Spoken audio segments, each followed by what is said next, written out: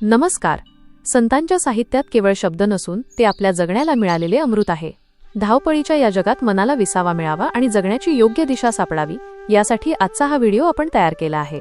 हा व्हिडिओ शेवटपर्यंत पहा, कारण यात दडलेला एखादा विचार कदाचित तुमचे आयुष्य बदलून टाकेल. हा प्रयत्न कसा वाटला ते नक्की सांगा. अनेकदा आपण देवाच्या नावावर खूप कष्ट करतो, लांबच्या यात्रा करतो किंवा कडक उपवास करतो, पण या सगळ्यातून खरंच देव मिळतो का? माऊली या अभंगात आपल्याला देवापर्यंत पोहोचण्याचा सर्वात सोपा आणि खात्रीशीर मार्ग सांगतात. आजच्या धावपळीच्या जगात आपण सुखाच्या आणि समाधानाच्या शोधात खूप भटकतोय. कोणी तीर्थयात्रा करतंय तर कोणी नाना प्रकारचे उपवास आणि नियम पाळतंय. पण एवढं सगळं करूनही मनातली शांती का मिळत नाही? आपल्या संतांनी शेकडो वर्षांपूर्वी याचं उत्तर देऊन ठेवलं आहे. संत ज्ञानेश्वर महाराज एका अभंगात म्हणतात की जर तुमच्या मनात शुद्ध भाव नसेल तर तुमचे सर्व कष्ट वाया जातील. हा अभंग केवळ वाचण्यासाठी नसून तो प्रत्यक्ष जगण्यासाठी आहे. आज आपण खूप तणावात असतो कारण आपण बाह्य गोष्टींना जास्त महत्त्व देतो. हा अभंग आपल्याला सांगतो की शांती ही बाहेरच्या जगात नसून तुमच्या आतल्या भावात आहे. जेव्हा तुम्ही हा विचार आत्मसात करता तेव्हा तुमच्या जीवनात मोठे बदल घडतात. तुम्ही कामात किंवा नात्यात जेव्हा भाव ठेवता तेव्हा तिथे प्रामाणिकपणा येतो. हा अभंग शिकवतो की देव फक्त मंदिरात नाही तर तो प्रत्येक कर्मात आहे, जर ते कर्म प्रेमाने आणि शुद्ध हेतूने केलं तर. यामुळे तुमची चिडचिड कमी होते आणि जीवनाकडे पाहण्याचा एक सकारात्मक दृष्टिकोन विकसित होतो. दिखावा करण्यापेक्षा आंतरिक शुद्धतेवर भर दिल्यास आयुष्य अधिक समृद्ध होतं.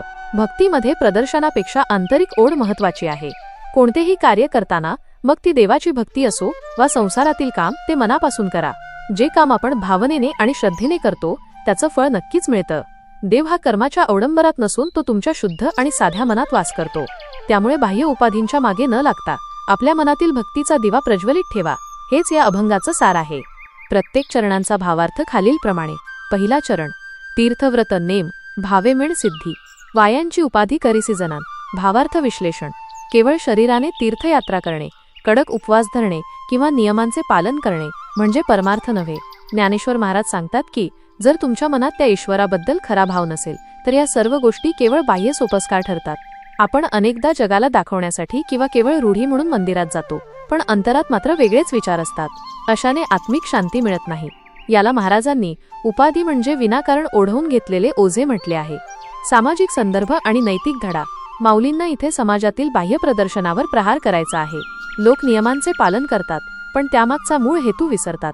नैतिक धडा हा आहे की कोणत्याही सामाजिक कार्याला किंवा वैयक्तिक आचरणाला जर शुद्ध हेतूची जोड नसेल तर ते केवळ एक ओझे किंवा दिखावा ठरतो. उदाहरण: समजा एखाद्या व्यक्तीने खूप महागडे आणि आधुनिक जिमचे सभासदत्व घेतले, पण त्याची व्यायामाची आणि शरीर सुदृढ करण्याची आंतरिक इच्छाच नसेल तर केवळ जिममध्ये जाऊन बसण्याने त्याचे शरीर सुदृढ होणार नाही. त्याचप्रमाणे अंतरात भाव नसेल तर बाह्य साधना व्यर्थ ठरते. दुसरा चरण: भावबळे आकळे येरवी नाकळे, कर्तळीन आवळे तैसा हरी. भावार्थ विश्लेषण: परमेश्वर हा बुद्धीने किंवा तर्काने आकलन होणारा विषय नाही. तो केवळ भक्तीच्या आणि भावाच्या बळावर प्राप्त होतो. ज्याच्या मनात शुद्ध भाव आहे त्याला ईश्वर हातावरच्या आवळ्यासारखा स्पष्ट आणि सहज प्राप्त होतो. हातावरचा आवळा आपण जसा सहज पाहू शकतो आणि त्याचा अनुभव घेऊ शकतो, तसाच अनुभव भक्ताला ईश्वराचा येतो. मात्र जिथे अहंकार आणि कोरडेपणा असतो तिथे देव कधीच सापडत नाही. सामाजिक संदर्भ आणि नैतिक धडा. इथे माऊली भावाची ताकद सांगतात. समाजात जेव्हा आपण एकमेकांशी व्यवहार करतो तेव्हा बुद्धीपेक्षा हृदयाचा आणि प्रामाणिकपणाचा वापर करणे आवश्यक आहे. नैतिक धडा हा आहे की सत्य आणि नीती ही कोणत्याही गुंतागुंतीच्या प्रक्रियेतून नाही तर अत्यंत साध्या आणि पारदर्शक वर्तनातून प्राप्त होते. उदाहरण: जसे एका लहान मुलाला त्याच्या आईचे प्रेम मिळवण्यासाठी कोणत्याही शास्त्राचा अभ्यास करावा लागत नाही. केवळ त्याचे रडणे किंवा त्याची ओढ पाहून आई धावून येते. तोच निष्पाप भाव ईश्वराला प्रिय आहे. तिसरा चरण: पारियाचा रवा घेतान भूमीवरी, यत्न परोपरी साधन तैसे. भावार्थ विश्लेषण: हा चरण अतिशय मार्मिक आहे. जमिनीवर विखुरलेला पारा गोळा करणे हे अत्यंत कठीण काम आहे. तो हाताला लागत नाही, इकडे तिकडे निसटतो. त्याला पकडण्यासाठी जसे विशेष प्रयत्न आणि कौशल्य लागते तसेच देवाचे आहे. संसाररूपी भूमीवर विखुरलेले आपले चित्त एका जागी स्थिर करून ईश्वराकडे वळवणे हे कठीण असले तरी योग्य साधनाने शक्य आहे. केवळ वरवरचे प्रयत्न करून चालत नाही तर त्यासाठी एकाग्रता आणि तळमळ आवश्यक आहे. सामाजिक संदर्भ आणि नैतिक धडा. पारा जमिनीवर सांडला की तो गोळा करणे अत्यंत कठीण असते. समाजाची विखुरलेली अवस्था जोडण्यासाठी आणि सामाजिक मूल्ये रुजवण्यासाठी सातत्यपूर्ण आणि योग्य प्रयत्नांची गरज असते. नैतिक धडा हा आहे की विखुरलेल्या समाजाला किंवा हरवलेल्या नैतिकतेला पुन्हा मिळवण्यासाठी केवळ बोलून चालत नाही, तर त्यासाठी शास्त्रशुद्ध आणि कष्टसाध्य साधना करावी लागते. उदाहरण, ज्याप्रमाणे गढूळ पाण्यातून हिरा शोधण्यासाठी खूप संयम आणि योग्य दृष्टी लागते, तसेच संसाराच्या कोलाहलात देवाला शोधण्यासाठी आंतरिक साधनेची गरज असते.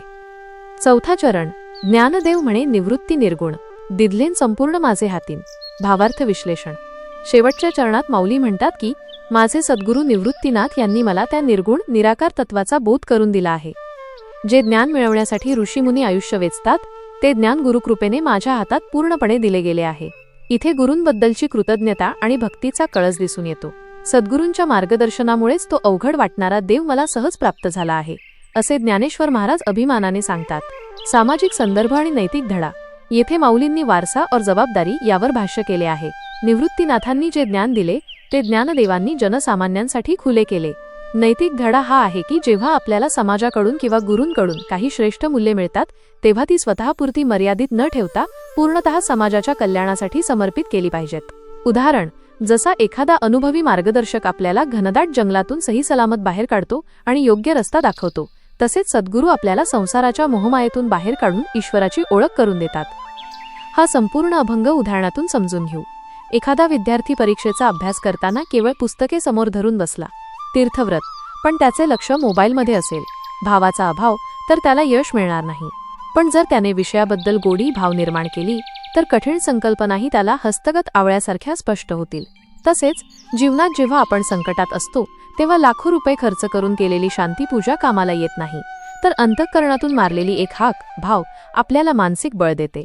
हाच या अभंगाचा अनुभव आहे. आजच्या म्हणजे सध्याच्या काळातील नवीन पिढीसाठी अभंगाचा संदेश त्यांच्या भाषेत.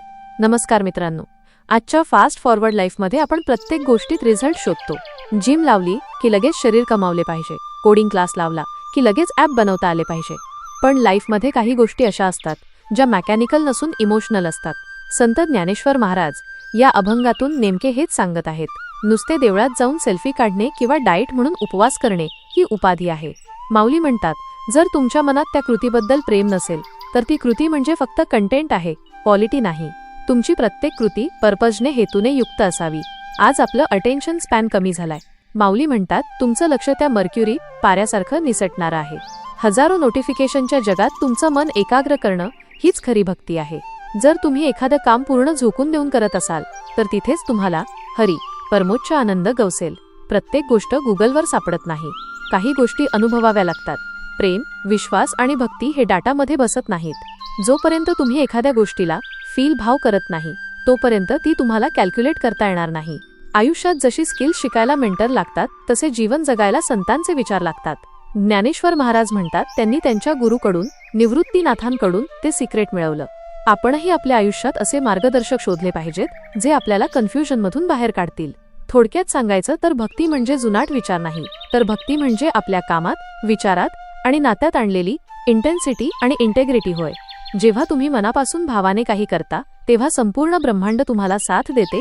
हाच या अभंगाचा मॉडर्न मेसेज आहे. तुमच्यासाठी आजची कृती, कॉल टू ॲक्शन या अभंगाचा मुख्य संदेश हा आहे की साधनेपेक्षा वृत्ती महत्त्वाची आहे. आपण काय करतो यापेक्षा ते कोणत्या भावनेने करतो यावर त्याचे फळ अवलंबून असते. देव किंवा यश हे बाहेर शोधण्याचे विषय नसून ते अंतरातील निष्ठेचे फळ आहेत. आज दिवसभरात तुम्ही जे कोणतेही छोटे काम कराल, उदाहरणार्थ जेवण बनवणे, ईमेल लिहिणे किंवा झाडांना पाणी घालणे, ते कंटाळा किंवा कर्तव्य म्हणून न करता हे माझे ईश्वराचे काम आहे या पूर्ण भावाने आणि एकाग्रतेने करा. पहा, त्या कामाचा दर्जा आणि तुमचा आनंद बदलतो का? धन्यवाद. जेव्हा मार्ग हरवल्यासारखं वाटतं, तेव्हा संतांचे विचारच आपल्याला प्रकाशाकडे नेतात. भावार्थ संतवाणीच्या माध्यमातून आपण हाच प्रकाशाचा प्रवास एकत्र करणार आहोत. तुमचा पाठिंबा आम्हाला नवीन ऊर्जा देतो. कमेंटमध्ये रामकृष्ण हरी लिहायला विसरू नका आणि पुढच्या भागात कोणत्या विषयावर चर्चा करायची ते नक्की सुचवा. पुंडलिक वरदा हरी विठ्ठल. श्री ज्ञानदेव तुकाराम. पंढरीनाथ महाराज की जय.